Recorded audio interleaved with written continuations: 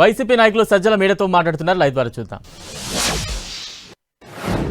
Next target ఎవరైతే వాళ్ళని పెట్టుకొని వాళ్ళని తీసుకురావడం, దానికేం లింక్ కూడా అక్కర్లా. అది ఏదైనా కావచ్చు, ఎక్కడో ఏదో ఇన్సిడెంట్ జరిగినా ఇంకెవరినైనా తీసుకొని పోవచ్చు. వీటన్నిటికీ ఇన్స్ట్రుమెంట్ కింద, పనిముట్టు కింద చంద్రబాబు నాయుడు పోలీసులు పనిచేస్తున్నారు అనేది ఈరోజు కూడా మళ్ళీ కనపడుతుంది. నేను ముందే చెప్పినట్టు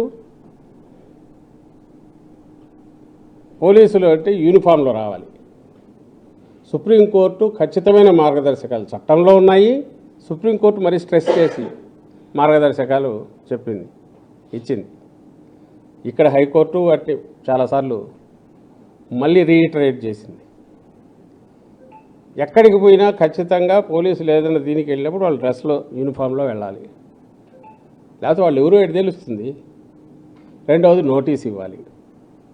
నోటీసు వాళ్ళ పక్కన ఉండే వాళ్ళకి కానీ, బంధువులకు కానీ ఎవరుంటే వాళ్ళకి ఇచ్చి సంతకం తీసుకొని, ఆ తర్వాత ఇదిగో అరెస్ట్ చేస్తున్నాం, ఎందుకు చేస్తున్నాం చూపించి అప్పుడు తీసుకెళ్ళాలి. అది కూడా ఎంక్వైరీ జరగాలి. ఇది ఎవరైనా చెప్పేదే. ఎవడో పోయి ఎఫ్ఐఆర్ అంటే ఫస్ట్ ఇన్ఫర్మేషన్ రిపోర్ట్ మాత్రమే. వాళ్ళు పోయి చెప్పగానే నోట్ చేసుకుంటే అది ఫస్ట్ ఇన్ఫర్మేషన్ రిపోర్ట్ అవుతుంది. దాన్ని బేస్ చేసుకొని ఇన్వెస్టిగేట్ చేయాలి. చేసిన దానికి తగిన టైం ఉండాలి. ఓ జస్టిఫికేషను, ఓ హేతుబద్ధత. ఆ తర్వాత వెళ్ళి నోటీస్ ఇచ్చి తీసుకెళ్తున్నామని అరెస్ట్ చేయడం, ఇది ప్రొసీజర్.